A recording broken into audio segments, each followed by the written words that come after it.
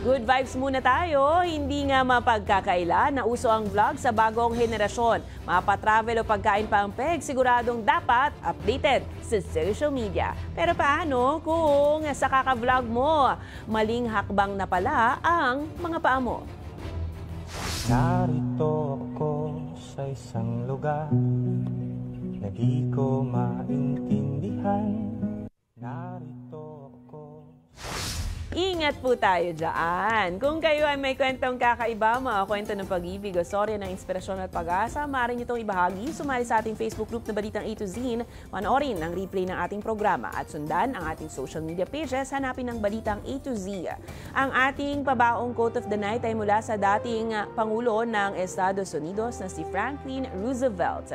Sabi niya, sa politika, walang nagaganap na hindi planado.